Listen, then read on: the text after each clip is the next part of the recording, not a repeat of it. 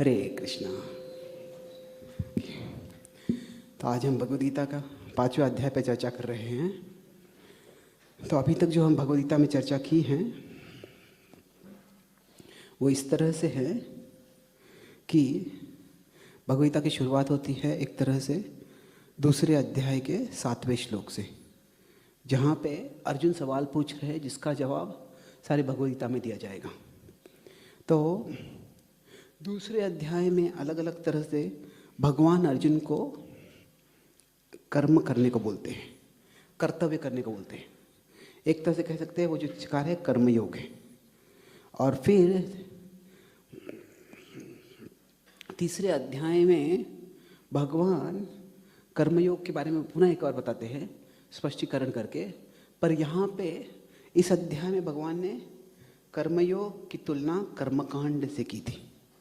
यहाँ पे वो कर्मयोग की तुलना वैराग्य से करते हैं।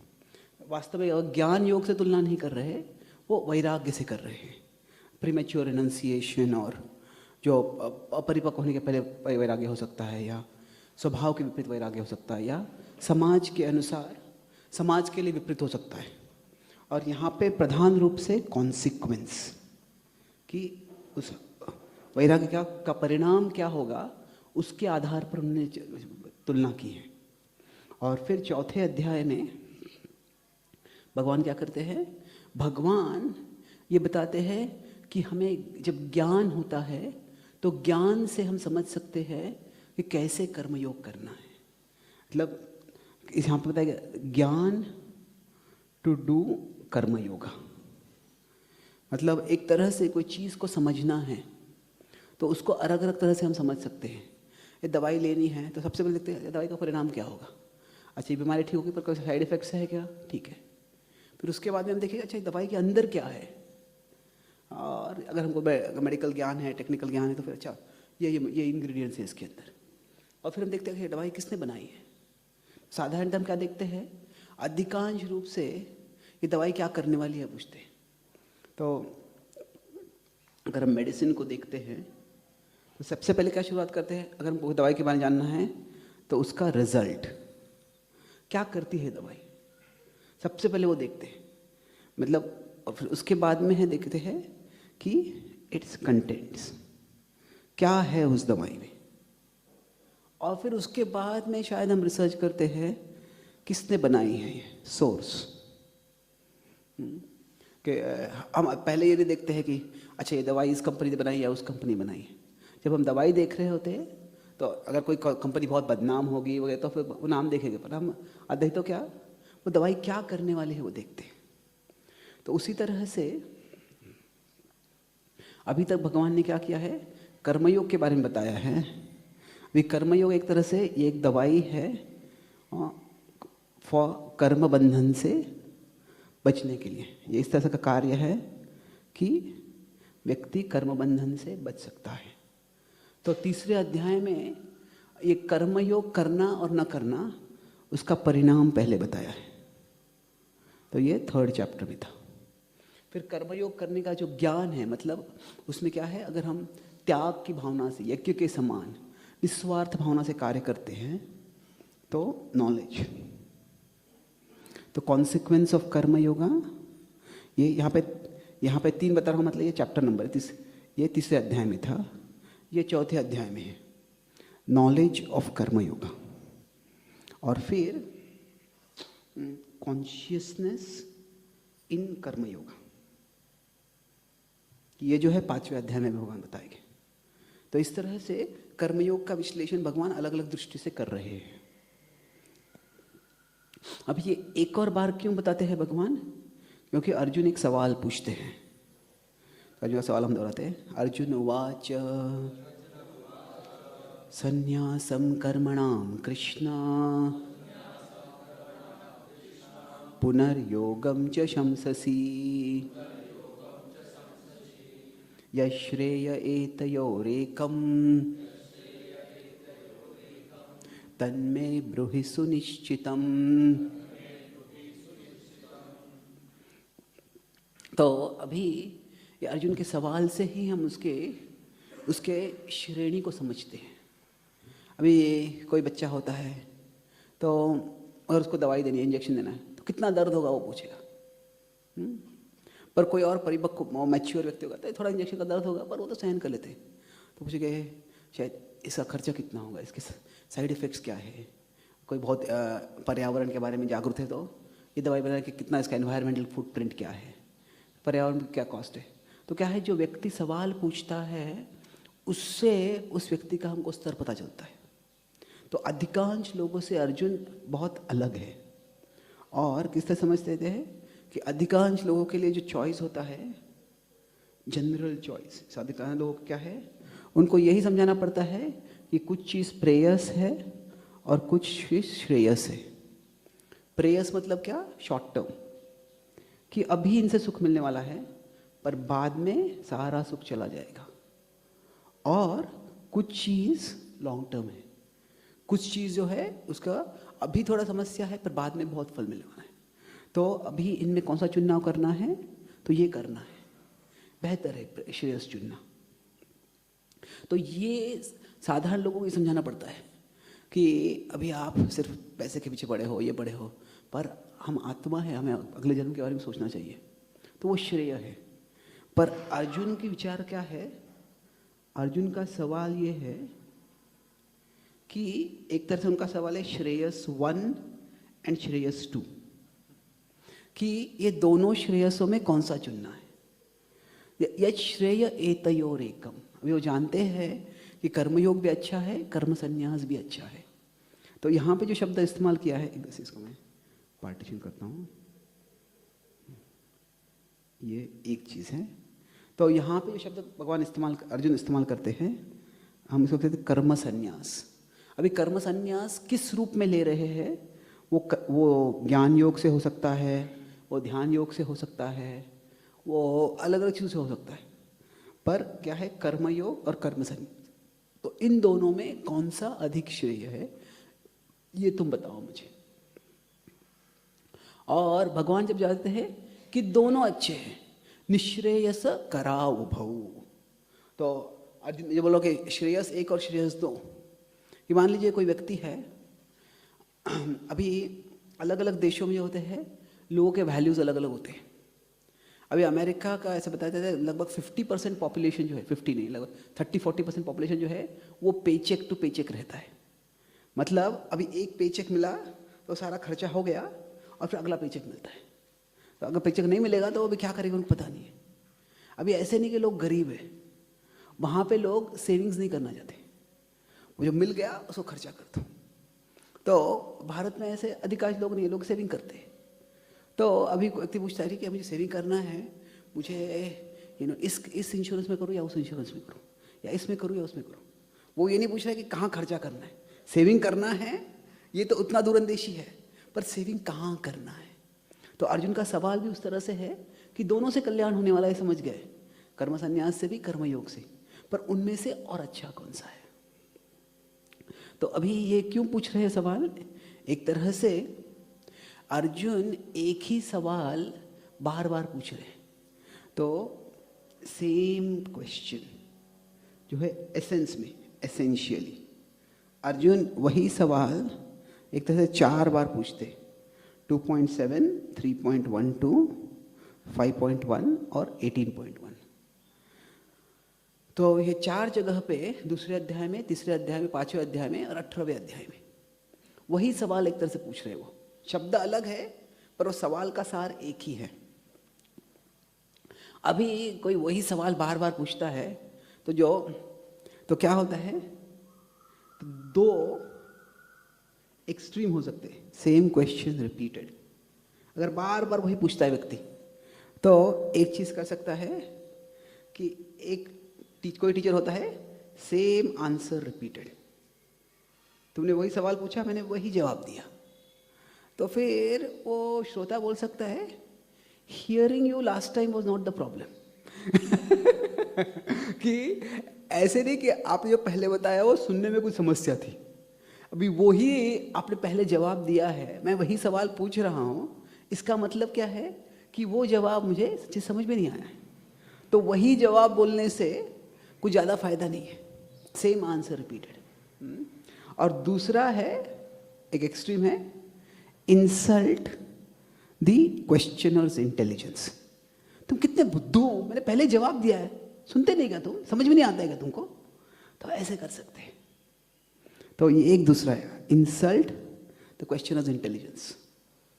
पर इन दोनों से क्या है, पहले से वो ऑडियंस को कुछ मदद नहीं होता है कि वही बता रहे हैं। दूसरे क्या होते हैं, वो ऑडियंस को थोड़ा अपमान लगता है, फिर शायद वो सवाल ही पूछते हैं।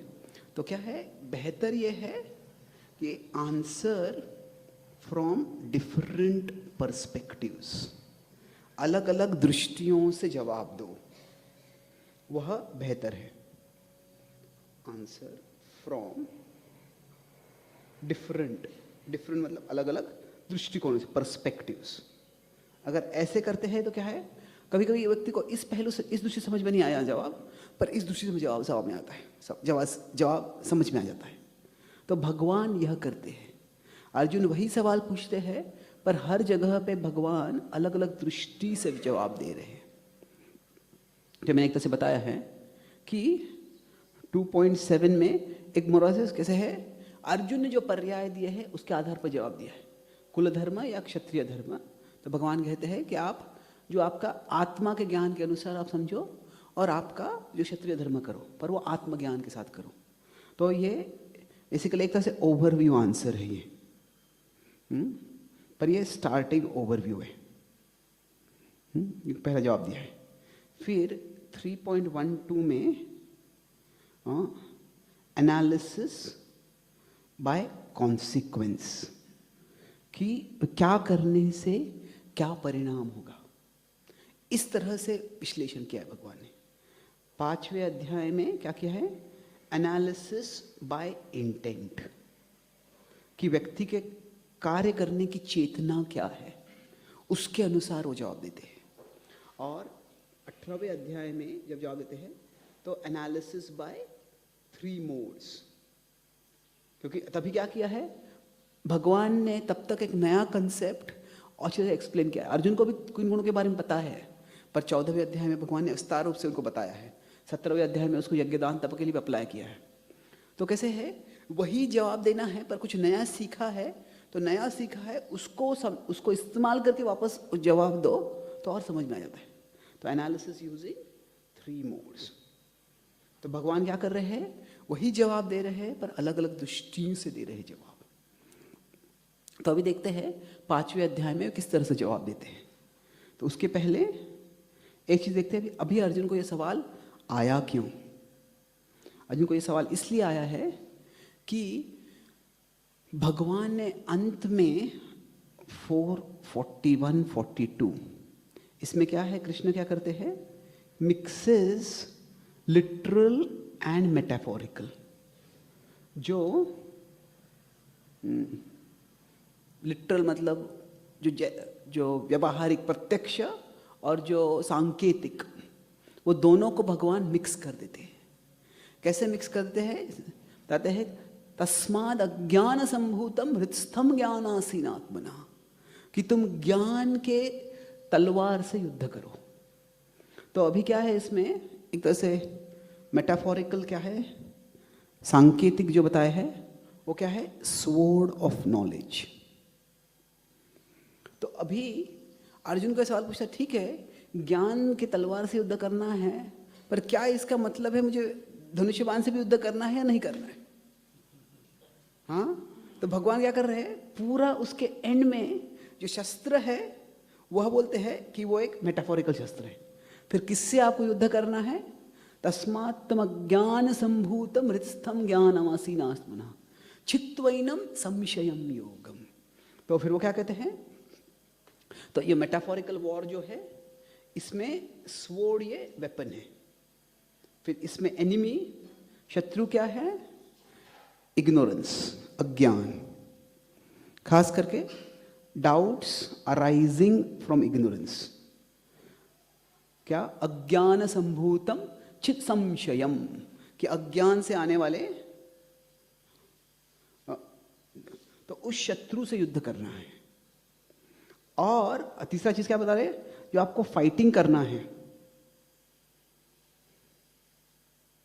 जो तीसरा चीज भगवान बता रहे हैं कि आपको युद्ध करना है। तो युद्ध मतलब क्या कर रहा है भगवान बोल रहे हैं, तस्माद् अज्ञान संभूतम हृत्स्थम ज्ञानासीनातो न चित्वैनम संशयम योगम आतिष्ठोतिष्ठ भारत। तो वो बोल रहे हैं राइज, आतिष्ठ उत्तिष्ठ, राइज एंड फाइट नहीं बोल रहे भगवान, राइज एंड डू योगा। तो भगवान क्या बोल रहे हो कि डू योगा। तो अब ये तीनों क्या है, तीनों मेटाफोरिकल है, तीनों सांकेतिक है। इसलिए अर्जुन को स्वाभाविक सवाल आ जाता है कि यहाँ पे मुझे युद्ध करना है, व्यावहारिक युद्ध करना है या नहीं करना है। एक तरह से हम देखते हैं इस पूरे चौथे अध्याय में भगवान युद्ध का उल्लेख कहीं नहीं करते। ये प्रैक्टिकल युद्ध का है, जो आपको शस्त्र उठा के युद्ध करना है, इसका कहीं भी भगवान उल्लेख नहीं कर रहे पूरे चौथे अध्याय में। इनफैक्ट अगर आप देखेंगे, कुछ कुछ लोग कहते हैं कि भगवद गीता ये हिंसा करने को उकसाता है ये, पर वास्तव में अगर हम बैटलफील्ड रेफरेंसेस देखते हैं पूरे भगवद गीता के 18 अध्याय में, पहले अध्याय में आते हैं कुछ उल्लेख, क्योंकि वो तो बस सेटिंग है। दूसरे अध्याय में कुछ उल्लेख आते हैं, बोलते हैं युद्धस्व, आप युद्ध करो, हतो आप प्राप्त जितो आप मुंश से महिम। पर उसके दूसरे अध्याय के बाद में जो युद्ध का उल्लेख होता है वो केवल 11वें अध्याय में आता है, और 11वें अध्याय में वापस विश्वरूप दर्शन के बारे में बताया गया है। इसके विपरीत जो व्यवहारिक प्रैक्टिकल युद्ध करना है उसका उल्लेख एक ही जगह पे आता है 8.7 में। 8.7 क्या है, किसी को पता है? तस्मात् सर्वेषु कालेषु माम अनुस्मर युध्य च। तो ये बड़े आश्चर्य की बात है कि भगवद गीता रणभूमि बताई गई है। रणभूमि में एक तरह से अर्जुन को युद्ध करने के लिए बताई गई है, पर युद्ध के उल्लेख बहुत कम आते हैं। कह सकते हैं 18वें अध्याय में, आई थिंक वो 18वें श्लोक में आता है कि जब भगवान बोलते हैं कि इस चेतना में अगर कोई युद्ध भी करेगा तो भी वो किसी का वध नहीं कर रहा है, क्योंकि तत्रैवं सति कर्तारम आत्म, उसके बाद में का श्लोक है वो। तो इसके अलावा कहीं भी नहीं आता है उल्लेख गीता में, भगवद गीता में युद्ध का उल्लेख नहीं आ रहा है। और चौथे अध्याय में पूरा ज्ञान के बारे में बता रहे हैं भगवान, ज्ञान से आप कैसे आप कर्मबंधन से मुक्त हो जाओगे। और खास करके इसके पहले क्या होता है कि भगवान ने अभी श्रद्धावान लभते ज्ञानम तत्पर संयति ज्ञानम लब्ध्वा पराम शांतिम अचिरेणाधिगच्छति। शांति ये शब्द वापस आ गया है। दूसरे अध्याय में शांति आ गया था, अर्जुन कंफ्यूज हो गए, तो शांति शब्द से अर्जुन अशांत हो जाते कि आप क्या बोल रहे, आप युद्ध करूं या ना करूं। तो एक तरह से हम कह सकते हैं ये सरल है कि भगवान बोल रहे हैं कि आपको कर्म करना चाहिए। कल हमने चर्चा की किस तरह से कर्मण्य कर्म या कश्येत कर्मणि कर्म यह, कि जो कर्म में अकर्म देखता है या कर्म में कर्म देखता है, मतलब तुम्हें युद्ध करना चाहिए ऐसे बता रहे हैं, पर स्पष्ट रूप से युद्ध करने के बारे में भगवान ने नहीं बताया है। और यहाँ पे जब उन्होंने युद्ध करने को बोल रहे हैं तो वो एक अंतरंग युद्ध करने को बोल रहे हैं। तो फिर अर्जुन उससे मुझे जाते हैं कि आप चाहते क्या हो, आप मैं युद्ध करूं या ना करूं। तो इसको कहते हैं एक तरह से साइकोलॉजी में कहते हैं रीसेंसी बायस। रीसेंसी बायस मतलब क्या, जो हम रिसेंटली सुनते हैं वो हमको याद रहता है, जो पहले सुना है वो भूल जाते हैं। तो अगर किसी देश के बारे में अगर हमने अभी कुछ बुरा सुना है तो शायद उस देश में बहुत कुछ अच्छा भी पहले हुआ है, अरे पर उस देश में ये हो गया था, ये हो गया था, इन लोगों ने ये किया था। तो अभी क्या हो गया था, गीता सुन रहे, गीता का ज्ञान जटिल है, तो अर्जुन जो रिसेंटली सुनते हैं वही उनके मन में ज़्यादा रहता है। ऐसे नहीं है कि पहले का याद नहीं है, पर अभी इतना बोले कि अच्छा तुम तलवार से युद्ध करना है, अच्छा, और ज्ञान की तलवार से, तो सोच पड़ते कि संन्यासम कर्मणाम कृष्ण पुनर्योगम च शंससी। तो आप पहले तो बताए थे कि आप संन्यास करने को, कर्म संन्यास का आपने गुणगान किया है, पर उसके बाद में आप योग करने को बोल रहे हैं, तो आप क्या चाहते हो मैं करूं? तो भगवान कहते हैं दोनों अच्छा है। संन्यास कर्मयोगश्च निःश्रेयस कराउ भौ तयोस्तु कर्म संन्यासात् कर्मयोगो विशिष्यते। पर उनमें कर्मयोग अच्छा है। तो अभी जो इस अध्याय में कितने श्लोक है किसी को पता है? 5वें अध्याय में 29 श्लोक है, करेक्ट। तो अभी एक तरह से अभी तक जो भी अध्याय आए हैं इसमें से सबसे छोटा अध्याय है वो। गीता के सबसे छोटे अध्याय कौन से हैं? 15-12। ये अधिकांश लोगों को पता होता है क्योंकि वो शॉर्टेस्ट चैप्टर याद करना चाहते हैं। तो गीता का एक अध्याय याद है मुझे, कौन सा सबसे छोटा अध्याय कौन सा है वो याद कर लेता हूँ मैं, ऐसे होता है। तो 20 श्लोकों का सबसे छोटा अध्याय है। इसके बाद में जो है ये 29 श्लोकों का दो अध्याय जो है 20 श्लोकों के हैं। उसके बाद में 24 श्लोकों का जो 16वां अध्याय है, उसके बाद में जो 29 श्लोकों का ये is among the shorter chapters of the Gita. तो इसमें अभी जो विभाजन है कि ग्रंथों का, ऐसे कि अलग अलग आचार्यों ने भी अलग अलग पद्धति से ये किया है। तो इसीलिए मैं जो विभाजन कर रहा हूँ वो जिस फ्रेमवर्क, जिस विश्लेषण की पद्धति हम ले रहे हैं कि डिसीजन मेकिंग, अर्जुन को फैसला कैसे करना है उसको मार्गदर्शन दे रहे हैं, तो उस आधार पे मैं चर्चा करूँगा। अभी एक तरह से ये जो अध्याय है इसमें बहुत से ऐसे काफ़ी श्लोक ऐसे हैं जो हम कोट करते हैं। 518 है विद्या विनय संपन्न, 522 है यही संस्पर्श जब होगा, उसको कोट करते हैं। फिर और भोक्ताराम यज्ञ तपसाम, ये सब श्लोक हम कोट करते हैं। पर वो जो श्लोक है अगर हम इसके, और फिर 510 भी है जो पद्मपत्र में वामभसा, ऐसे श्लोक हम कोट करते हैं। इसमें कई श्लोक है, पर ये जो है संदर्भ में देखेंगे तो हर श्लोक का जो उस संदर्भ में जो अर्थ है वो काफ़ी रोचक है।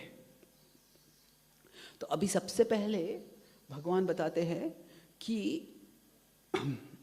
यहाँ से 12वें अध्याय तक कि सबसे पहले बताते हैं कि इंटरनल कॉन्शियसनेस, जो अंतरंग चेतना जो होती है वो कॉज ऑफ बॉन्डेज और लिबरेशन।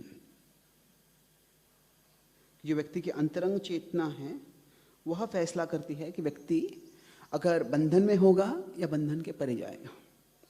अभी इसमें काफ़ी कुछ भगवान बता रहे हैं, पर वो बताते हैं कि अभी पिछले श्लोक में ज्ञान दिया है। अभी वो ज्ञान क्या है, एक तरह से वो ज्ञान ये बताया भगवान ने कि तुम त्याग के रूप में, यज्ञ के रूप में आप कार्य करो तो आप कर्म बंधन में नहीं फंसोगे। तो भगवान क्या कहते हैं इस श्लोक में, उसी भाव को आगे लेते हैं। और जो 7वां 8वां श्लोक जो है इसमें बताते हैं वो कि किस तरह से, ये 7, 8, 9 श्लोक में बताते हैं कि जो व्यक्ति है अगर ये समझता है कि मैं आत्मा हूँ और ये मेरा शरीर है, इसको मैं सेपरेट दिखा रहा हूँ बाहर समझाने के लिए। भगवान कहते हैं कि ये जो अगर आप समझोगे कि ये आत्मा और शरीर अलग है तो शरीर की इंद्रियां अपने अपने स्वभाव के अनुसार वो कार्य करेगी। पर उससे अगर तुम आसक्त नहीं होगे तो ये शरीर के इंद्रियों को कार्य करने दो, किसके लिए? वो भगवान की सेवा के लिए, आध्यात्मिक प्रगति के लिए। ब्रह्मण्य आधाय कर्माणि, ये बॉडी है और ये वर्ल्डली ऑब्जेक्ट्स हैं, ये दुनिया की चीज़ें हैं, दुनिया का जो दुनिया में जो कर्तव्य है उसके लिए हम जो कर रहे हैं। तो ये जो है भगवान बोलते हैं कि इस पहले भगवान ने पिछले अध्याय में बताया था कि इसको आप, ये बॉडी को इनएक्टिव, इंद्रियों को इनएक्टिव हम नहीं रख सकते। वो बोलते हैं कि हमेशा जातु तिष्ठत्य, व्हाट इज दैट वर्ड्स, नहीं कश्चित क्षणमपि जातु तिष्ठत्य कर्मणा, जातु अकर्मणा, जातु तिष्ठत्य अकर्म, सॉरी, थैंक यू। तो एक क्षण पे भी हम कर्म किए बिना नहीं रह सकते। कुछ लोग कहते हैं कि do nothing, I am very good at that, कुछ मत करो, मैं वो बहुत अच्छे से कर सकता हूँ। पर उनका मतलब डू नथिंग मतलब क्या? मैं कुछ नौकरी नहीं करूँगा, मैं घर में बैठ के टीवी देखूंगा और वीडियो गेम्स खेलूंगा, या मैं फेसबुक पे गॉसिप करूँगा। पर डू नथिंग मतलब फिलोसॉफिकली है, तत्व ज्ञान के स्तर पे डू नथिंग मतलब क्या है कि मैं बिल्कुल कुछ भी नहीं करना। पर क्या है, वो संभव ही नहीं है, क्योंकि मन हमारा हमेशा कार्यशील रहने वाला है और हमें शरीर को पालन करने के तो कुछ करना ही पड़ेगा। और एक तरह से कह सकते हैं कि even inactivity is a form of activity, कि कार्य न करना ये भी हम हमारे शरीर के साथ ही कर रहे हैं। तो उसके बिना हम शरीर के बिना कुछ भी नहीं कर सकते। तो ऐसे कह सकते हैं कि आप कुछ भी मत बोलो। अभी कुछ कुछ लोगों के लिए बोलने को बड़ा भय होता है, उनको बोलना, some people are too, they find it very difficult to talk and other people find it very difficult to stop talking. कुछ लोग होते हैं ऐसे जो उनको बोलना बड़ा मुश्किल लगता है, वो थोड़ा शाय होते हैं, भयभीत हो जाते हैं, और कुछ लोग होते हैं उनको बोलना बंद करना बड़ा मुश्किल होता है। तो अभी कुछ कुछ का स्वभाव ऐसा होता है कि शांत रह सकते हैं, पर किसी को बोले अभी आप कभी भी मत बोलो, तो उसके लिए एक्चुअली कोई मौन व्रत लेता है। हमारे साथ हम भक्ति में मौन व्रत के ज़्यादा हम कृष्ण कीर्तन पर ज़्यादा जोर देते हैं, पर अगर मौन व्रत लेना होता है वो आसान नहीं है। अब फैसला करो मैं एक दिन के लिए कुछ भी नहीं बोलूँगा, तो ऐसे बोलने की इच्छा हो जाएगी कि पहले कभी हुई नहीं इच्छा। कुछ तो बोलना है, कुछ तो बोलना है। तो क्या है, हम हमारे शरीर को निष्क्रिय नहीं रह सकते। तो कहते हैं शरीर तो अपना अपना कार्य करेगा, पर अगर जो कार्य करते हैं अगर वो आसक्ति के कारण नहीं कर रहे, वो भोग की इच्छा से नहीं कर रहे हैं, साधारणतः कैसे होता है, इन दोनों में जो मिल होता है ये मटीरियल प्लेजर, ये भौतिक भोग के लिए इन दोनों में मिल होता है कि मैं कुछ खाना चाहता हूँ, मैं कुछ देखना चाहता हूँ, कुछ सुनना चाहता हूँ। क्यों? उससे मुझे भोग मिलेगा, मुझे सुख मिलेगा। पर अगर वो भोग की इच्छा नहीं है, व्यक्ति समझता हूँ कि मैं एक आध्यात्मिक मैं आत्मा हूँ और ये शरीर को अपने अपने स्वभाव के अनुसार इस जगत में कार्य करना है, तो शरीर को कार्य करने देते हैं हम, पर उसमें हम आसक्त नहीं होते। तो फिर वो क्या कहते हैं, ऐसे करेंगे तो इससे बंधन नहीं होगा। तो वो बोलेगा कि अगर भोग करने की इच्छा नहीं है तो फिर कार्य क्यों करें। अगर इसको सिंपलीफाई करते, ये सेंसेस हैं, ये इंद्रिया हैं, और मैं इसको मटीरियल ऑब्जेक्ट्स यूज़ करता हूँ, क्योंकि सेंस ऑब्जेक्ट्स जब बोलते हैं तब तुरंत भोग का ही भाव आ जाता है। पर ऐसे नहीं है, क्योंकि एक्चुअली इंद्रिय विषय, ये ऐसा ज़रूरी नहीं है कि सब इंद्रिय विषय भोग के ही वस्तु हो। इंद्रिय विषय ये एक actually neutral object, neutral term है कि जो इंद्रिय देख सकते हैं या जिनसे इंद्रिय मेल कर सकते हैं। तो कानों के लिए इंद्रिय विषय है ध्वनि, आँखों के लिए इंद्रिय विषय है रूप, जिह्वा के लिए इंद्रिय विषय है स्वाद। तो अभी स्वाद अच्छा भी हो सकता है, बुरा भी हो सकता है, या तो जो ध्वनि हो सकती है वो अच्छी हो सकती है, बुरी हो सकती है। और ऐसे नहीं कि सब ध्वनि अच्छी और बुरी के बीच बुरी होनी चाहिए, उसके बीच में भी कुछ हो सकता है। ठीक है कि हॉर्न बजता है, तो अभी हॉर्न क्या है, अच्छा है बुरा है, नहीं, वो तो जानकारी दे रहा है बस। It is not so much good और bad and it is just informational. तो क्या है कि जो इंद्रिय विषय, ये शब्द है एक तरह की, इंद्रिय जिस विषय को देख सकते हैं या देखना, ये जिस विषय के बारे में जिस विषय से वो संपर्क कर सकते हैं। तो ऐसे क्या है कि इस जगत में जीना है तो इंद्रिय विषयों से संपर्क करना है हमको। मतलब इसलिए हम ये भौतिक विषय बोल सकते हैं। अगर हम गाड़ी चलानी है तो इधर उधर कोई खेल रहा है, इधर उधर कोई इंद्रिय तृप्ति कर रहा है, उसकी ओर नहीं देखना है। पर हम गाड़ी चलाएं तो आंखें बंद करके नहीं चल सकते। तो क्या है कि गाड़ी जब चला रहे हैं तब जो कछुआ जैसे है अपने सारे इंद्रिय अंदर लेता है, वैसे हम लेके नहीं चल सकते। तो वैसे करना है तो ड्राइवर के बाजू में बैठो, ड्राइवर के सीट पे मत बैठो आप। तो वहाँ पे हमको हमारे इंद्रियों को केंद्रित करना है। तो इंद्रियों को इंद्रिय विषय के साथ एक तरह से जो मिलना है वो अनिवार्य है। पर वो किस लिए मिल रहे हैं? एक तरह से ये हो सकता है for functioning in the world, कि इस जगत में व्यक्ति कार्य कर रहा है, तो उस कार्य करने के लिए हमें इंद्रियों का इंद्रिय विषय से संबंध अनिवार्य है। तो अगर भोग की भावना नहीं है तो फिर वो जो है उससे व्यक्ति को जो वो भावबंधन में नहीं फंसेगा, वो भावबंधन में नहीं फंसता है। तो इसमें क्या है कि अगर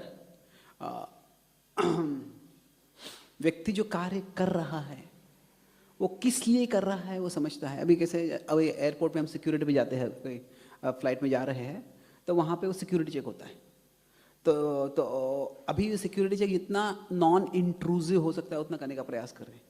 नॉन इंट्रूसिव मतलब क्या कि वो व्यक्ति को जो सिक्योरिटी कर रहे हैं वो स्पर्श करने की ज़रूरत नहीं है, पर वो इतना आसान नहीं है क्योंकि वो मेटल से सब कुछ क्या है क्या नहीं है, कोई किसी को एक्सप्लोजिव वगैरह कुछ है, कुछ शस्त्र वगैरह है, वो पता नहीं चलता है।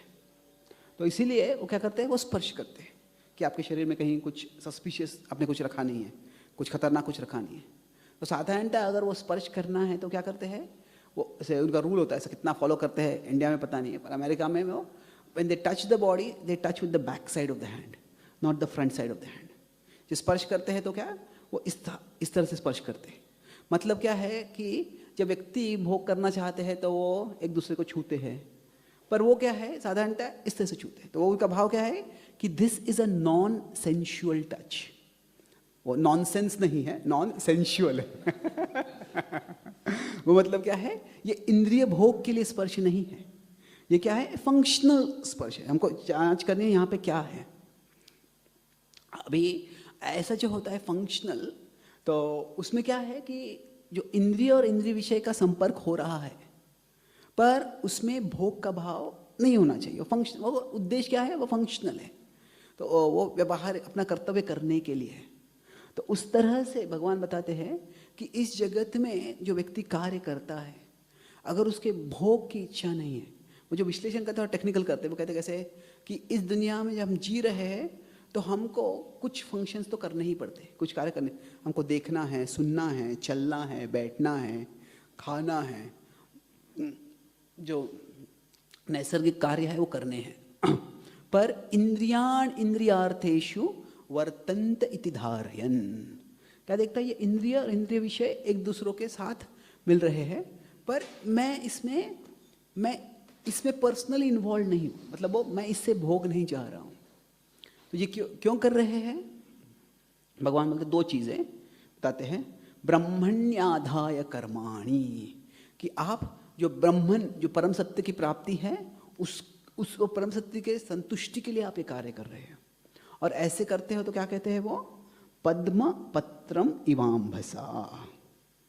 मतलब क्या है कि जैसे पद्म के फल पे, पद्म के नट फल, पत्ते पे अगर जब जल गिरता है तो वो निकल जाता है, वैसे ही क्या जो व्यक्ति भोग करने की भावना नहीं है, उसको ऐसा संपर्क भी होता है तो उससे कुछ परिणाम नहीं होता है।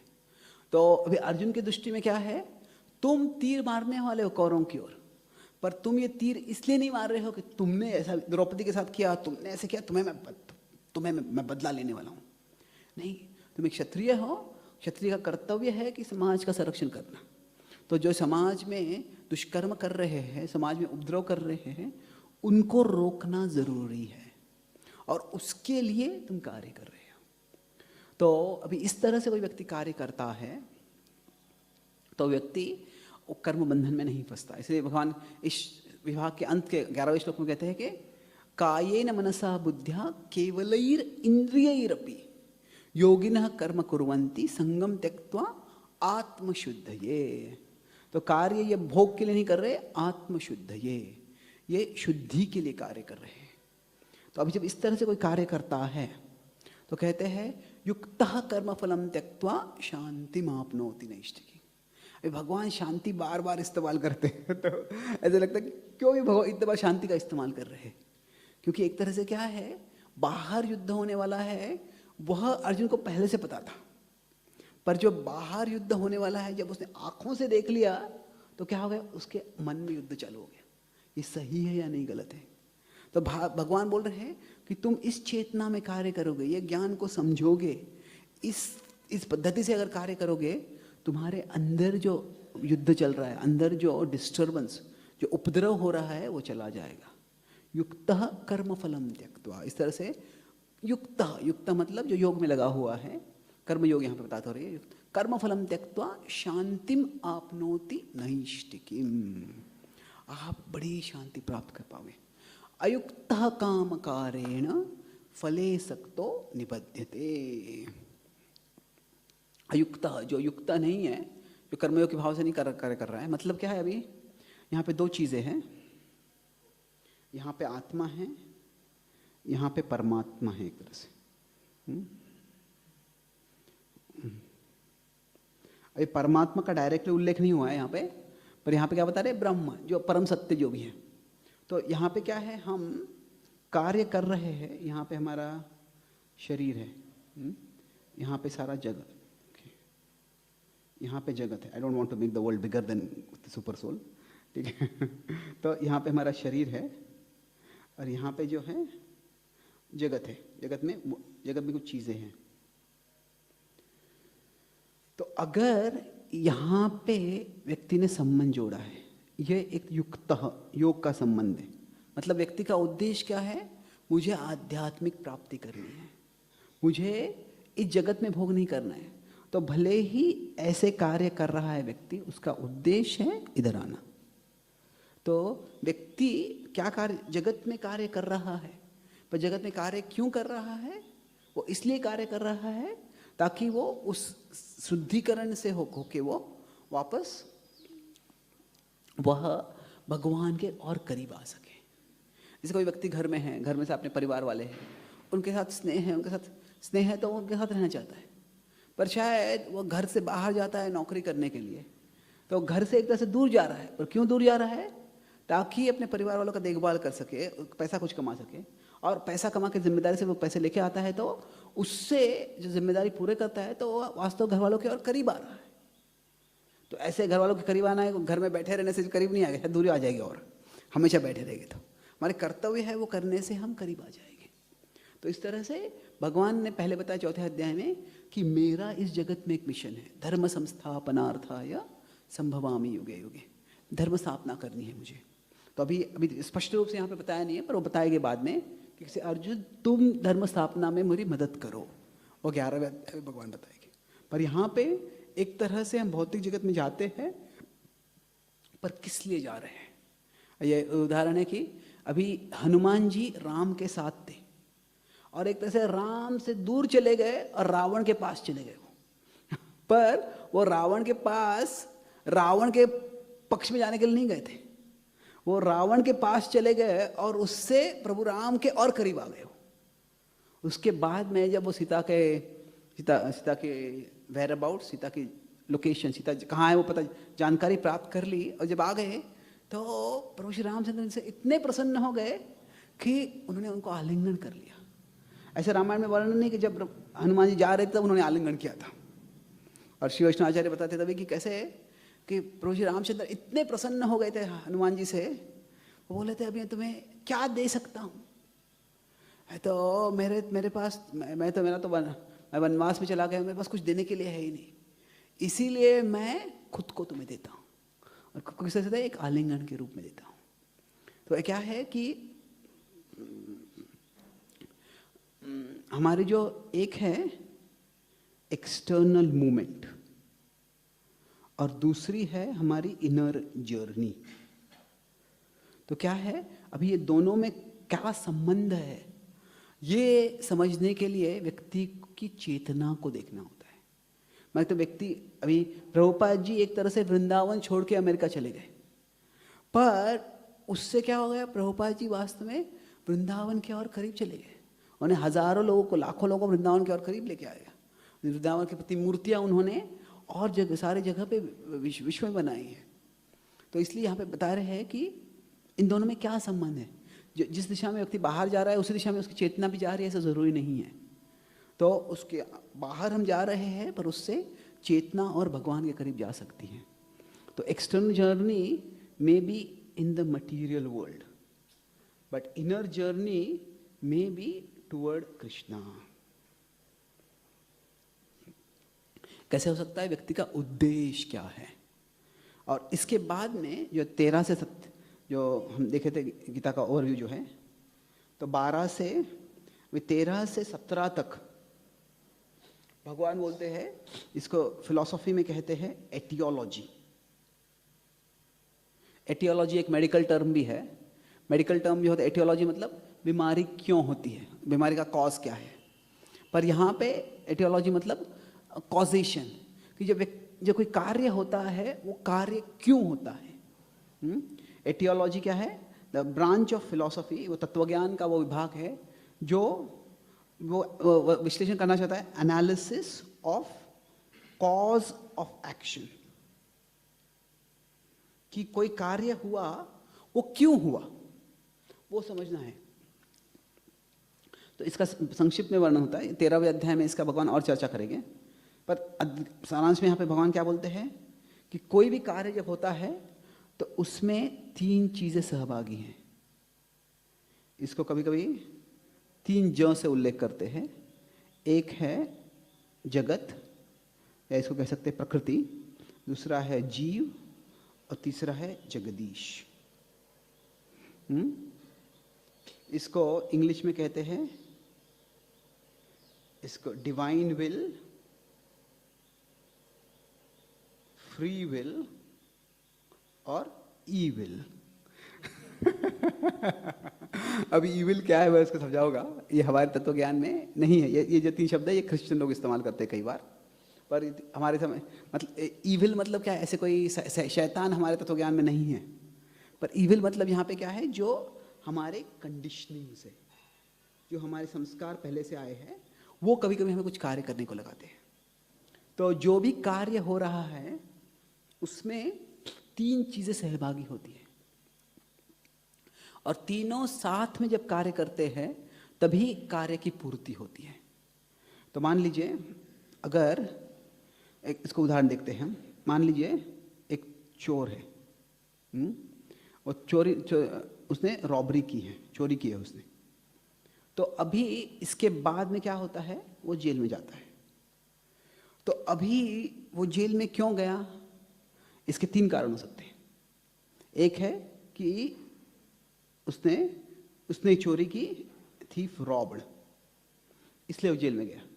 दूसरा है पुलिस ने उसको गिरफ्तार कर लिया, इसलिए जेल में गया वो। तीसरा है जज ने उसको सेंटेंस कर दिया। कि अभी तीनों जब होते हैं तो व्यक्ति जेल में जाता है। पुलिस शायद गिरफ्तार कर सकते हैं, पर पुलिस गिरफ्तार करने के बाद भी अगर जज ने रिहा कर दिया तो जेल में नहीं रहेगा, वो जाएगा पर रहेगा नहीं वो। तो अभी व्यक्ति जेल में गया, उसका कारण क्या है? क्या जज कारण है, पुलिस कारण है, या वो चोर कारण है? कितने लोग कहते हैं चोर है कारण? Okay, okay nice. कितने लोग कहते हैं कि और कोई कारण है?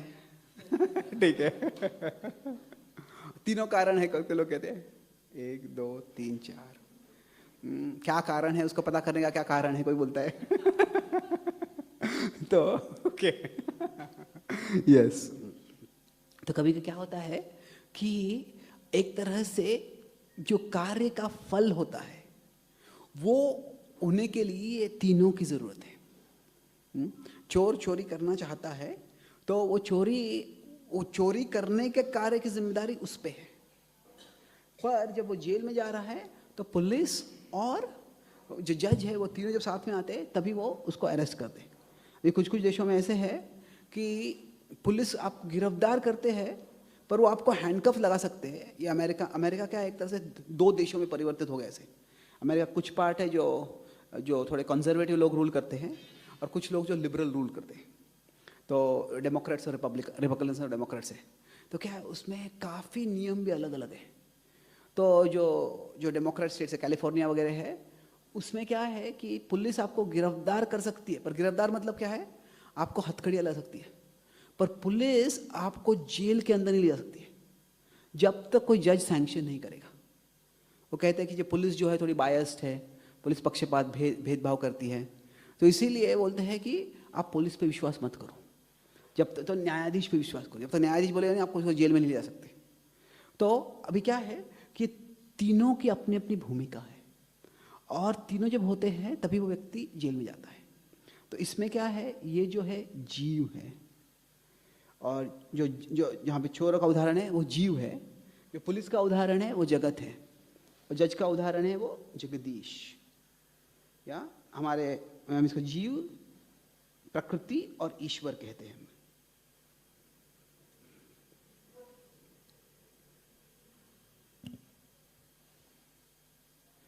तो ये तीनों जब साथ में होते हैं तभी कुछ कार्य का फल होता है। तो अभी क्या मतलब है कि अभी मुझे किसी ने एक सवाल पूछा कुछ समय पहले, लोग अलग अलग सवाल पूछते हैं। ये सवाल पूछा कि अगर कोई आत्महत्या करना चाहता है तो फिर कई लोग आत्महत्या करना चाहते हैं पर कर नहीं पाते। There is unsuccessful suicide. मतलब क्या है, आप आत्महत्या भी करना चाहते हो पर करना चाहते हो तो कोई आ जाता है, कुछ हो जाता है, आत्महत्या नहीं कर पाते। तो अगर कोई यशस्वी होता है आत्महत्या करने में, तो वो कहते हैं कि अगर वो यशस्वी हो गया है तो उसका मतलब है कि वो नियति के अनुसार ही होना चाहिए। और अगर जो नियति के अनुसार हुआ है तो फिर उसको पाप क्यों मानते? तो ऐसे है कि हाँ, नियति के अनुसार कुछ हो सकता है, पर जो नियति के अनुसार होता है इसका मतलब ये नहीं है कि वो करना हमारे लिए सही है। थोड़ा सा कॉम्प्लिकेटेड है, मैं समझाने का प्रयास करता हूँ इसको एक उदाहरण से। आप शायद महाभारत में जानते हैं कि जो 18वीं रात होती है, 18वें दिन की रात होती है, तभी अश्वत्थामा क्या करता है, सारे पांडवों के कैंप, पांडवों के तंबू में जाके वहाँ पे सबको मार डालता है। उसको लगता है उसने पांडवों को मार डाला है, पर वो पांडवों के पुत्र को मारता है। बाकी सारे सैनिक यहाँ पे मार डालता है उनको, सब सोए होते हैं, वो उठ के कुछ युद्ध करने के पहले ही वो उनको मार डालता है। तभी उसके पहले क्या होता है, जब वो जा रहा होता है उधर, तभी क्या होता है, उसको एक बहुत ही भयावह रूप दिखता है। और पहले तो उसको तीर मारने लगता है वो भयावह रूप को, और वो पहचानता है कि ये शिवजी है। और वो तीर मारता है, सारे तीर जो है वो शिवजी के शरीर में चले जाते हैं, कुछ होता ही नहीं उसको। और फिर वो शिवजी के उसको लगता है कि अरे मैंने ये फैसला किया था उन सबको नींद में मार डालूंगा। तो शायद मैंने जो फैसला किया है वो इतना पापी है, क्योंकि उसके साथ कृपा और कृतवर्मन होते हैं। बोलते हैं कि तुम जो कर रहे हैं बहुत पापी विचार है, ऐसा विचार भी नहीं करना चाहिए किसी को शत्रु को नींद में मार डालना। तो बोलते मेरे पिता जो द्रोणाचार्य थे वो भी तो ध्यान में थे, वो भी सोने जैसे अवस्था में थे, उन्होंने उनको मारा है तो मैं उनको क्यों ना मारूं। ठीक है, विचार एक तरह से सही हो सकता है, पर सारे पांडवों ने षड्यंत्र बना के द्रोणाचार्य को नहीं मारा था। जब द्रोणाचार्य वो ध्यान में चले गए तो धृष्टद्युम्न ने अकेले जाके द्रोणाचार्य को मार डाला था। और तभी कई कौरव और पांडव योद्धाओं ने उसको रोकने को बोला था। अर्जुन जी रुको, अर्जुन ने चीख के बोला था। और उसके बाद जब द्रोण का वध हो जाता है तो अर्जुन और सात्यकी अर्जुन का शिष्य भी होता है, उसका मित्र भी होता है। अर्जुन सात्यकी इतने क्रोध होते हैं, दोनों धृष्टद्युम्न को मारने के लिए आ जाते हैं। तो ऐसे नहीं है कि वो एक षड्यंत्र था कि सबने मिलकर द्रोणाचार्य को मारना था। तो अश्वत्थामा को बदला लेने का भाव हो सकता है, पर बदला भी क्या प्रोपोर्शनेट होना चाहिए। ठीक है, आप दुष्टद्युम्न को वैसे मारो, पूरे कौरव को वैसे मारना उचित नहीं है। तो उसको भी लगता है, जब शिवजी आते सामने, ये क्या हो गया, तो वो शिवजी के चरणों में जाके गिरता है, मुझे माफ कर दो बोलते हैं। और तभी शिवजी बोलते हैं, वो बिल्कुल एकदम डिस्टर्बिंग विचलित करने वाला है। कहते हैं कि अभी जो सारे योद्धा इस रणभूमि में हैं उनकी मृत्यु का समय आ गया है, और उनकी मृत्यु लाने का जो निमित्त है वो तुम बनने वाले हो। और फिर शिवजी उसको एक तलवार देते हैं, और जैसे ही वो तलवार उसके हाथ में आ जाती है, ऐसे लगती है, शायद आपने पहले कुछ ही मैन का कॉमिक्स देखा होगा, आई हैव द पावर। तो उसको लगता है कि बस सारी शक्ति आ गई है, और फिर वो जाके सबको मार डालता है। तो अभी वो सोचता है कि शिवजी ने मुझे शक्ति दी है, शिवजी ने तलवार दी है, मतलब ये शिवजी की इच्छा है, और ये शिवजी की इच्छा है तो मैं पूरा कर रहा हूं, तो मैं केवल एक निमित्त हूं। पर ठीक है, आप निमित्त हो, पर किसके निमित्त हो? निमित्त जो हो, अभी वो सारे योद्धाओं का वध होना उस समय जरूरी था, पर अश्वत्थामा ने जब इरादा किया था, वो फैसला किया था उनको मारने का, वो किसी नियति के अनुसार उनको सबको मरना है इसलिए मैं नियति का निमित्त बन रहा हूं, ऐसे नहीं किया था उसने। उसको खुद की स्वार्थी इच्छा थी, उसकी खुद की बदले की इच्छा थी। तो उसके कारण क्या हुआ, क्योंकि वो उसकी निजी इच्छा थी, इसीलिए उसको उसका बड़ा ही कर्म का फल मिला, उसको बड़ा ही घृणास्पद कर्म मानते हो। So just because we may be empowered does not mean that we are right. जो empowerment है वो अलग अलग दृष्टि से आ सकती है, कि जो शक्ति आती है वो अलग अलग से आ सकती है। कोई लड़का गुस्सा आ जाता है और फिर उसको आतंकवादी बंदूक दे देते, जाके इन सबको मार डालो, तो उसको शक्ति तो मिल गई है, और शक्ति अच्छे के लिए मिले बुरे के लिए मिले, वो उसको वो शक्ति मिलने से ज़रूरत नहीं है कि आप सही कार्य कर रहे हो। तो क्या है कि हाँ, कभी कभी व्यक्ति आत्महत्या करना चाहता है, कर नहीं पाता है, कभी कभी आत्महत्या करना चाहता है, कर पाता है। तो अभी the rightness of an activity is not determined by the success of that activity. व्यक्ति सही कर रहा है, व्यक्ति जो कार्य कर रहा है वो सही या गलत है, वो उस व्यक्ति के उस कार्य के यश से पता नहीं चलता है। और शायद उसके यश में बहुत सी परिस्थिति सही भी हो जाए। ऐसे अश्वत्थामा को तभी वही उसको तलवार मिल गई, पर यहाँ पे अश्वत्थामा की मूल इच्छा क्या थी, ये महत्वपूर्ण है। तो अब ये तीन चीज़ें जो है ना, इसको कभी ट्रायंगल के रूप में बोल सकते हैं। ये ट्रायंगल का उदाहरण बोलता हूँ मैं, और इसमें क्या कमी है ये भी बताता हूँ मैं। इसमें कैसे है कि एक है जीव, ईश्वर और प्रकृति। तो ये तीनों जो है मिलके जब भी कुछ कार्य होता है, तीनों का एक तरह समन्वय हो चाहिए। पर इसमें क्या है, द जीवा डिजायर्स, जीव इच्छा करते हैं, जो परमात्मा है वो सैंक्शन करते हैं, वो इजाज़त देते हैं, और जो प्रकृति है वो एग्जीक्यूट करती है, वो जो है वो कार्य करती है। तो अभी ये तीनों महत्वपूर्ण हैं कोई कार्य होने के लिए, पर इन सब की शुरुआत कहाँ से होती है? जीव के इच्छा से होती है। 1 2 3।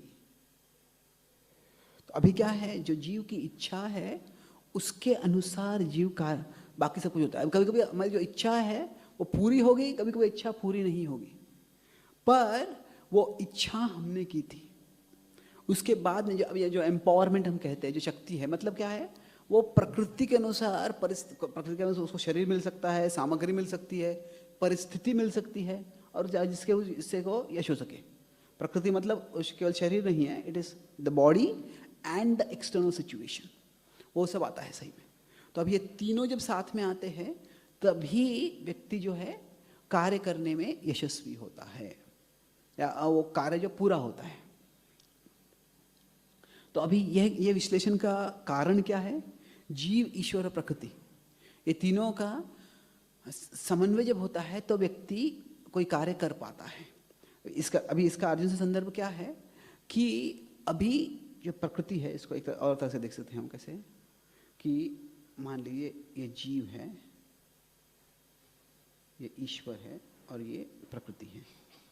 अभी एक तरह से जीव प्रकृति से बड़ा है, जीव आध्यात्मिक है, पर जीव इस जगत में, इस परिस्थिति में वो शरीर से बंधन हुआ है, उसका शरीर के एक तरह से वो अधीन हो गया है।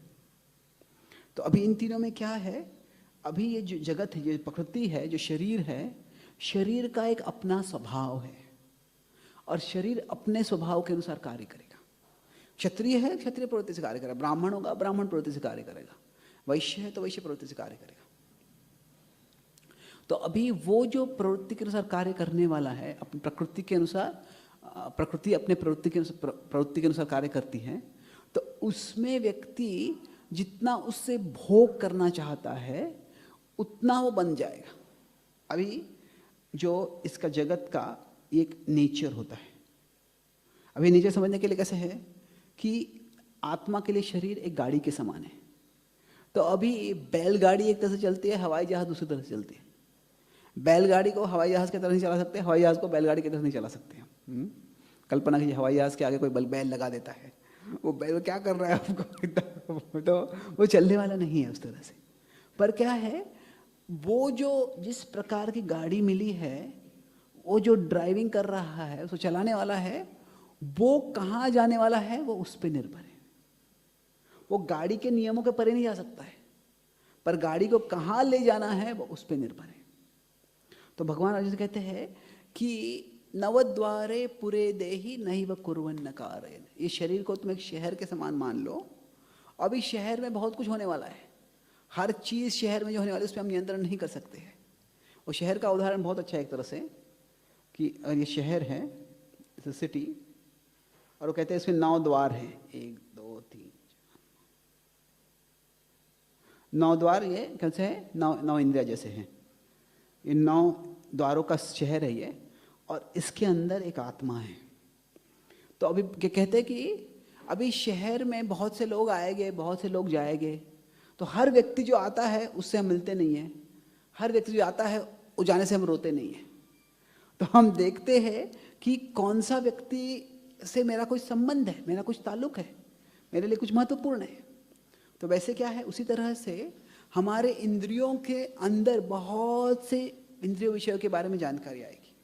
हम जब कार्य कर रहे हैं, हमारे इंद्रियों से बहुत से कार्य हो जाएंगे, पर हम किस पे जोर दे रहे हैं? क्या हम उन चीज़ों पे जोर देते हैं जिससे हमको भोग मिल रहा है? क्या हम उन चीज़ों पे जोर दे रहे हैं जिससे हमें कोई सेवा हो रही है, जिससे हमें शुद्धिकरण हो रहा है? तो अगर हम ये समझते हैं कि प्रकृति के अनुसार, प्रकृति के स्वभाव के अनुसार कुछ कार्य होने वाले हैं, पर मैं जब उसको नियंत्रण करने का प्रयास करता हूँ, उसको गाइड करने का प्रयास करता हूँ, तो किस लिए कर रहा हूँ? जिससे कि मैं शुद्धि कर सकूँ, जिससे मैं सेवा कर सकूँ। अगर इस तरह से व्यक्ति समझ जाएगा तो वो व्यक्ति बंधन में नहीं फंसेगा। तो इसमें क्या है, इन तीनों चीज़ों में, this is most in our control. इन चीज़ों में हम क्या इच्छा करते हैं वो हमारे नियंत्रण में है। भगवान क्या सैंक्शन करते हैं हमें पता नहीं है, प्रकृति का अपना स्वभाव है जो हम बदल नहीं सकते हैं, पर हम क्या इच्छा कर रहे हैं ये हमारे नियंत्रण में है। और इसी के आधार पर मैं 2 और पॉइंट लेता हूँ, एक्चुअली 2 और सेक्शन बचे हैं, पर उसके बारे में हम अगले चैप्टर में चर्चा कर सकते हैं। तो ये जो है 17 तक आ गया। फिर अभी तक हम देखा है 12 से 17 तक। अभी 17 से 18 से जब आगे जाता है तो एक तरह से 29 तक, एक्चुअली स्टिल 26 28। तो यहाँ पे भगवान बताते हैं कि ये जब आप समझते हो कि क्या है कि हर व्यक्ति आत्मा है, शरीर के अंदर वो कार्य कर रहा है, और कार्य के लिए प्रकृति और भगवान, ये तीनों दोनों का भी मिलन जरूरी है। तो ये समझता है तो क्या होता है, व्यक्ति फिर भोग की भावना से कार्य नहीं करता है। तो इसीलिए जब वो विद्या विनय संपन्न श्लोक आता है, सबको समान दृष्टि से देखो, ये भाव क्या है, ये है किसी को अपने भोग के विषय के रूप में मत देखो, कि सबको समान दृष्टि से देखो। तो विद्या विनय संपन्न ये श्लोक इसलिए बताया गया, इसलिए उसके आगे कुछ श्लोकों में आता है क्या है, बाह्य स्पर्शेश हो सकता आत्मा, और फिर श्लोक आता है कि यही संस्पर्श जाब होगा। तो जब हम समझते हैं कि आत्मा को, जो मैं पहले था कि व्यवहारिक रूप से कार्य करना है हमको, इंद्रियों और इंद्रिय विषयों को जो है वो हमारे भोग की दृष्टि से नहीं देखना है, पर व्यवहारिक रूप से कैसे कार्य करना है वो देखना है। तो फिर क्या होता है, हम सबको समान रूप से देख सकते हैं। हर एक व्यक्ति आत्मा है, हर एक व्यक्ति परमात्मा है, और हर एक व्यक्ति अपने अपने स्वभाव के अनुसार कार्य कर रहा है। और फिर उसमें मुझे क्या महत्वपूर्ण है वो हमें देखना है। तो पहले क्या करते हैं, इसमें इस सेक्शन में पहले बताते हैं कैसी दृष्टि होनी चाहिए और उससे क्या फल होगा।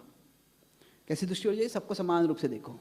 ऐसा करोगे तो क्या होगा, इहैव तैर् जितः सर्गो येषां साम्ये स्थितं मनः, कि ऐसे करोगे तो आप इसी जगत में मुक्त हो जाओगे, ऐसी दृष्टि रख पाओगे। This is the vision of liberation. तो एक तरह से ये जो विभाग है 17 से 26, इसमें भगवान कैसे करते हैं, इनका जो विश्लेषण है, ये ऐसे है कि 17 to 19 क्या है, it's like this actually. 17 to 19 describes the peak, and then 19 to 26 is the process to the peak. कि जो चेतना, ये ज्ञान हम समझ जाते हैं तो किस प्रकार चेतना होनी चाहिए। देखिए सारा तद्बुद्धे तदात्मान तन्निष्ठा सत्परायणा, वो परम सत्य पे केंद्रित हो जाओ। तुम इस जगत में भोग मत देखो, परम सत्य पे केंद्रित हो जाओ। और परम सत्य पे केंद्रित हो गए तो क्या होगा, आप सब लोगों को समान रूप से देखोगे। ऐसे देखोगे तो आपकी मुक्ति हो जाएगी। और फिर उसकी ओर कैसे जाना है, तो फिर भगवान उसकी विधि बताते हैं। विधि बना क्या बताते हैं, इस जगत में सुख आएगा दुख आएगा, उन दोनों से तुम ज़्यादा विचलित मत हो। बाहर से जो भी आ जाता है वो समझो कि सुख आता है दुख आता है, वो दोनों क्षणिक हैं, ज़्यादा विचलित मत हो। और उसको विचलित नहीं होना है तो क्या है, आप भौतिक सुख के पीछे मत भागो। और कहते हैं कि जो सुख है वही दुख का कारण बनता है, यही संस्पर्शजाभ होगा दुख योनयेवते। तो और फिर उसके बाद में तो फिर भी इच्छाएं तो आती रहेगी, ठीक है, इच्छाएं आती रहेगी, पर तुम्हें उनको पूरी करने की जरूरत नहीं है। शक्नोति हैव यह सोढ़ुम प्राक शरीर विमोक्षणात्। आप उनको सहन करो, इच्छाएं आएगी जाएगी, और क्या करो, तुम्हारी चेतना है अंदर मुड़ाओ, अंदर की ओर मुड़ाओ, भगवान की ओर मुड़ाओ। क्या व्हाट इज दैट, ये अंतः सुखो अंतराराम सथांतर ज्योतिरेवया, जो अंदर की ओर देखता है। तो एक तरह से जो है इसका एक और फिर बताते हैं इस तरह से अगर व्यक्ति जीता है तो लभंते ब्रह्म निर्वाणम। वापस पुनः बोलते हैं कि ऐसा व्यक्ति सब जीवों के लिए अच्छा कार्य करेगा और वो मुक्ति की ओर जाएगा। और फिर क्या ये सब व्यक्ति कर्मयोग से ही करने वाला है? भगवान कहते हैं कि नहीं, कर्मयोग करना है, पर कर्मयोग में व्यक्ति परिपक्व हो जाता है तो फिर वो ध्यान योग कर सकता है, फिर वो भक्ति योग कर सकता है। तो पांचवें अध्याय में 27-28 जो श्लोक है, this is a preview of chapter 6। कि मतलब कैसे है, कर्मयोग अगर कर लेता है व्यक्ति, उसके बाद में या तो वो ध्यान योग की ओर जा सकता है या भक्ति योग की ओर जा सकता है।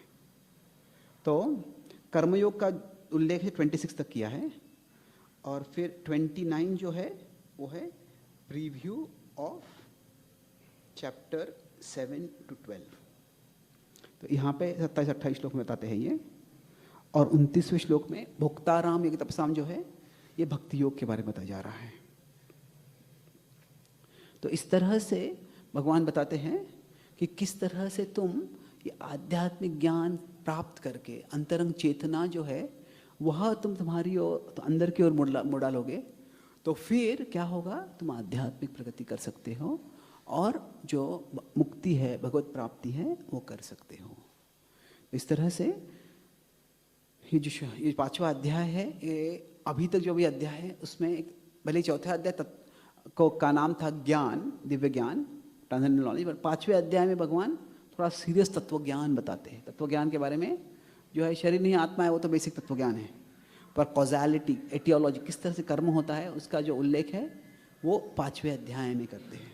तो सारांश में जो चर्चा की थी हमने 1 से 29 जो श्लोक है, सबसे पहले भगवान बोलते हैं कि कर्मयोग बेहतर है रिनंसिएशन से। क्यों, अगर कैसे बेहतर है, क्योंकि कॉन्शियसनेस जो हमारी चेतना है इस अगर वो कॉन्शियस हम डिटैच रखते हैं, यहाँ पे अतासक्त रखते हैं, मतलब क्या है, हम फंक्शनल इंटरैक्शन। फंक्शनल इंटरैक्शन मतलब जो कर्तव्य के लिए जो आदान प्रदान करना है वो करते हैं, उससे क्या होगा, उससे व्यक्ति लिबरेशन, मुक्ति की ओर जाता है। ये पहले बताया, ये 12 से, और 12 से 17 पे हम थोड़ा जोर दिया था। इसमें क्या बताते हैं भगवान, किस तरह से कि जो कैसे कार्य होता है उसके बारे में चर्चा करते हैं। तो हमें क्या करना है, हमारी इच्छा पे जोर देना है। जोर देना है मतलब इसको शुद्ध करने का प्रयास करना है, प्यूरिफाई दिस। और फिर जो शक्ति यश होगा वो सब भगवान पे निर्भर है। जीव के हाथ में इच्छा ही है, तो वो जीव अपनी इच्छा को शुद्ध करे, और फिर जो भगवान इजाज़त देंगे, जो भगवान सैंक्शन करेंगे, जो प्रकृति एग्जीक्यूट करेगी, वो हम पे निर्भर नहीं है, वो भगवान पे निर्भर है। और फिर आखिरी जो उसमें जो विभाग है उसमें भगवान कहते हैं कि किस तरह से नॉलेज इन एक्शन, ये ज्ञान प्राप्त करके व्यक्ति कार्य कैसे करना है। तो कहते हैं कि समदर्शी रखे आप अंदर की ओर प्रगति करने का प्रयास करो, बाहर की ओर समदर्शी हो जाए और अंतः सुख की प्राप्ति के लिए आप प्रगतिशील हो सकते हो। और इसके लिए कर्मयोग करते हुए व्यक्ति कार्य करेगा, और अंत में आगे जो वैराग्य का मार्ग है या कर्मयोग के आगे का जो मार्ग है, ध्यान योग या भक्ति योग, उसको स्वीकार करेगा। उसका वर्णन हम अगले अध्याय में करेंगे। कोई सवाल है किसी का? यस प्रभु।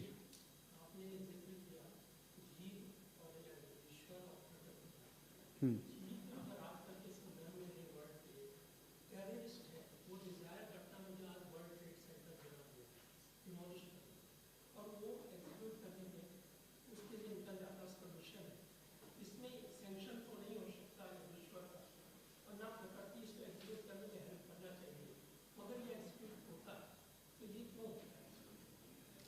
ये क्यों होता है कि इसको 13वें अध्याय में भगवान थोड़ा जवाब देते हैं। कैसे है कि हर व्यक्ति का अपना एक क्षेत्र होता है। ये आत्मा है और आत्मा का एक क्षेत्र होता है। क्षेत्र मतलब कह सकते हैं एरिया ऑफ इन्फ्लुएंस।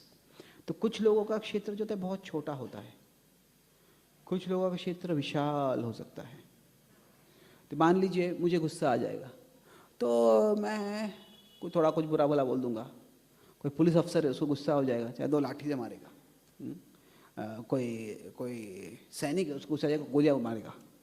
अमेरिका या रशिया के प्रेसिडेंट गुस्सा आ जाएगा तो न्यूक्लियर का बटन दबा देगा, वो बम, पूरा लाखों लोगों की मृत्यु हो सकती है। अभी गुस्सा सबको आ रहा है, पर वो व्यक्ति, अलग अलग व्यक्तियों का क्षेत्र अलग अलग है।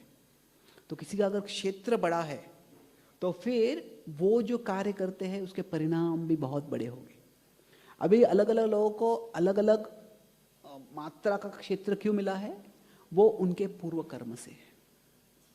अभी कोई इस जगत में राजा बनता है, लखपति बनता है, कोई प्रेसिडेंट बनता है, तो उन्होंने जरूर कुछ पहले कुछ अच्छा कर्म किया है, इसके कारण वो भी बने हैं वैसे।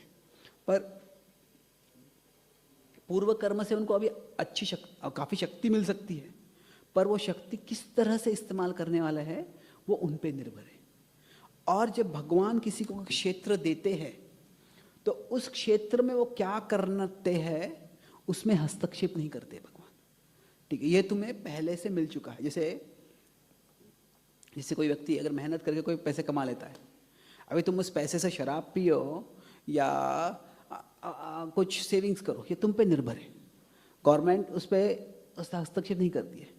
वैसे ही क्या है कि अगर किसी ने पूर्व कर्म से बड़ा क्षेत्र प्राप्त किया है और उस क्षेत्र में अगर वो कोई बुरा कार्य करना चाहता है तो वो कर सकता है। तो उसके लिए भगवान सैंक्शन देते हैं। क्यों? क्योंकि हर जीव को उन्होंने स्वेच्छा दी है। अभी ऐसा, इसका मतलब ये नहीं है कि उसके कर्मों का परिणाम नहीं होगा। अगर वो मेरा ही क्षेत्र है ये, पर मेरे ही क्षेत्र में अगर मैं मेरे स्वेच्छा का दुरुपयोग करता हूँ, दुष्कर्म करता हूँ, तो उसका फल मिलेगा, पर वो फल कभी तुरंत नहीं मिलेगा। कैसे है कि हमारा जो कर्म जो है वो एक तरह से बैंक अकाउंट के समान है। तो अगर मेरे पास बहुत पैसा है तो मैं थोड़ी अय्याशी भी कर लूँगा तो तुरंत परिणाम नहीं होने वाला है। किसी के पास कुछ पैसा है ही नहीं है, कुछ एक हफ्ते का सैलरी है, वो सारा शराब पीने में निकाल देता क्या, तो अरे 2 घंटे में अभी कंगाल हो जाएगा वो। कोई व्यक्ति लखपति है, वो ऐसे शराब पी रहा है, ऐसे कर रहा है, शायद उसको 2-3 साल तक पैसा चलेगा, पर 2-3 साल के बाद वो खत्म होने ही वाला है। तो कैसे होता है कि sometimes our past karma can delay the consequences of our past karma, of present karma from coming to us. हमारे पूर्व कर्म से क्या हो सकता है कभी कि हम पूर्व अच्छा कर्म किया है तो अभी बुरा कर्म भी किया है, तो भी बुरे कर्म का फल शायद तुरंत नहीं आता है। आएगा जरूर पर तुरंत नहीं आएगा। तो कोई अगर 10वें मंजिल पे चढ़ता है, वहाँ से कूदता है तो शायद 10 सेकंड नीचे गिर जाएगा, पर कोई हवाई जहाज से कूदता है तो अभी उसका परिणाम तो बहुत बुरा होने वाला है। पर अगर वो नीचे दिखता नहीं है और अच्छा ये जो हवा मेरे कानों में विसल करे, अच्छा लग रहा है, मुझे अच्छा लग रहा है, जितना ऊपर जाएगा उतना ज़्यादा समय लगेगा नीचे आने के लिए, पर नीचे आने ही वाले हैं सब, और जो गिरने वाले हैं तो टूटने ही वाले हैं। तो इसलिए कभी कभी कुछ लोग जैसे करते हैं तो देयर इज अ डिफरेंस, 9वें अध्याय में आता है विशेष करके, पर क्या है, there is a difference between God sanction and God's intention. जो भगवान इजाज़त देते हैं और जो भगवान इच्छा करते हैं वो अलग है। तो भगवान इच्छा नहीं करते कोई जैसे आतंकवादी बन के कोई ट्विन टावर्स को उड़ा दे, पर अगर कोई वो करना चाहता है तो उस व्यक्ति को वो, अगर उसका वो क्षेत्र में है तो उसको वो इजाज़त देते हैं भगवान। Thank you. यस नो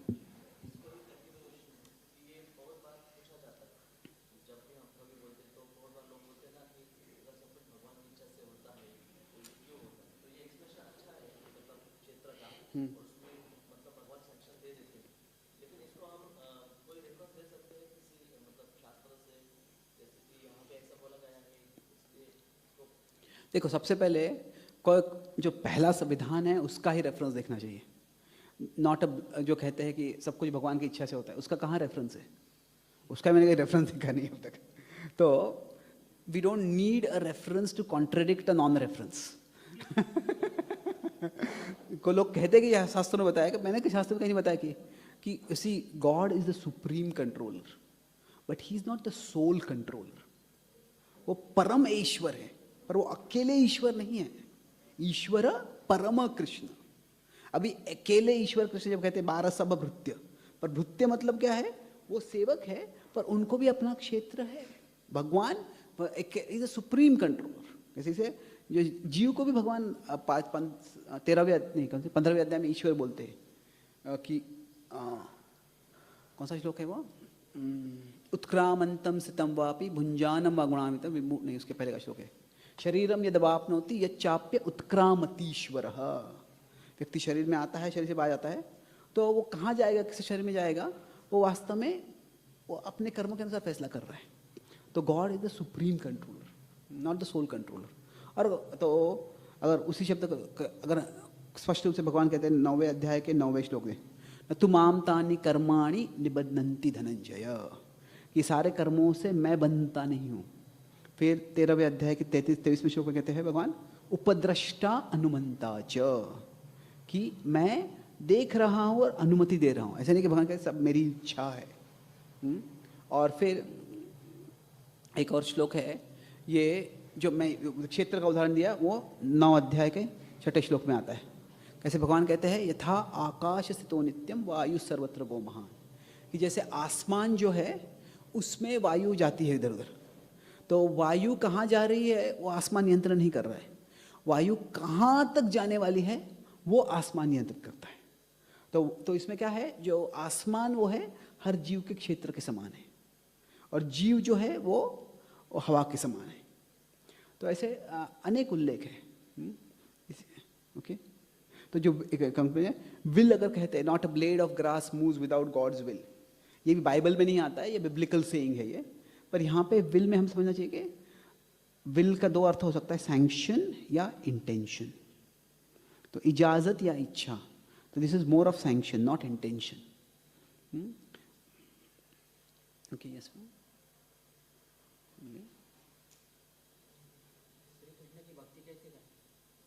सत्संग में आते रहो आप, से आप यहाँ पे आ रहे, सत्संग में आ रहे हैं, भक्तों से संबंध जोड़ो और भक्तों के मार्गदर्शन में जरूर भक्ति कर पाओगे आप। Okay, Hare Krishna. Last question, yes.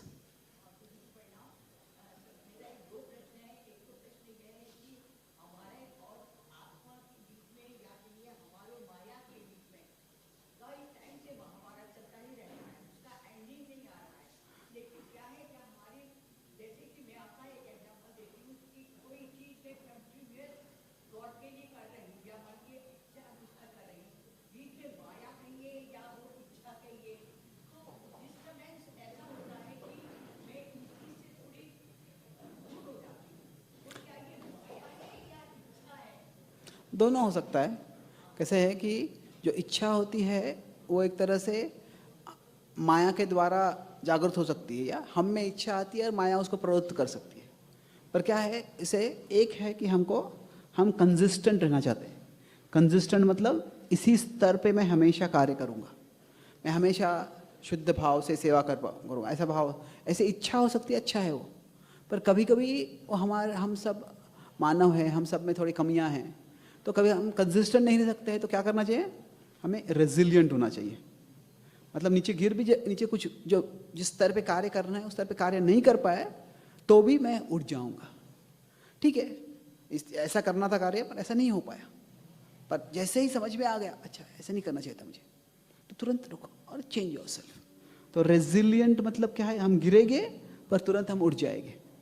और वैसे करते रहेंगे तो धीरे धीरे क्या होगा, हम समझ पाएंगे अच्छा ऐसे परिस्थिति में समस्या आ जाती है मुझ में, तो इस परिस्थिति को हम और चौकन्ने होकर और सावधानी से सामना करेंगे।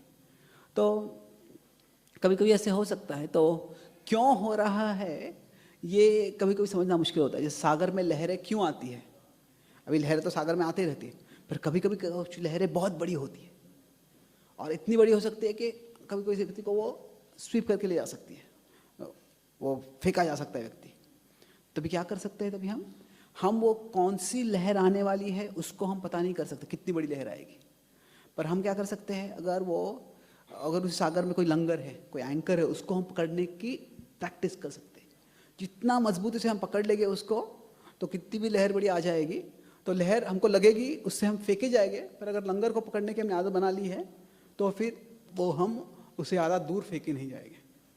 तो डोंट वरी कि कभी कभी जो हम नहीं करना चाहते वो हो जाता है, पर उसके बाद में क्या होता है वो महत्वपूर्ण है कि उसके ये माया को पकड़ने का नहीं, माया को हम पकड़ नहीं सकते हैं, वास्तव में माया हमको पकड़ती है। हम सोचते हैं वो रोकना मुश्किल है, उसको माया को रोकने की जगह पे भगवान को पकड़ के रखने का प्रयास करो। माया मतलब क्या है, सागर की लहरों के समान है, तो वो उसको रोकना उसको बहुत मुश्किल है। तो हम क्या कर सकते हैं, भगवान को पकड़ के रखते हैं। ठीक है, क्रोध आ जाएगा, लोभ आ जाएगा, ईर्ष्या आ जाएगी, आएगी, कुछ समय तक रहेगी, शायद हमारे द्वारा कुछ गलत भी हो जाएगा, पर अगर हम भगवान को पकड़ के रखते हैं तो फिर क्या होगा, उससे ज़्यादा प्रभाव नहीं होगा। If we hold on to Krishna for long enough, nothing can hold on to us for that long. कि हमें कृष्ण को पकड़ के रखते हैं तो कोई भी चीज़ हमें, जिस हद तक हम कृष्ण को पकड़ सकते हैं उस हद, उतने लंबाई तक हमें पकड़ के नहीं रख सकती है। कुछ समय तक पकड़ेगी, पर बाद में हमारे कृष्ण का संबंध जो है वही शाश्वत है। यस, वही महत्वपूर्ण है। कैन यू टॉक प्राइवेटली, हम क्लास खत्म करते, 1-to-1 बात करते, फिर थोड़ा लेट हो गया अभी। Thank you. श्रीमद् भगवद गीता की, श्रील प्रभुपाद की, गौर भक्त वृंद की।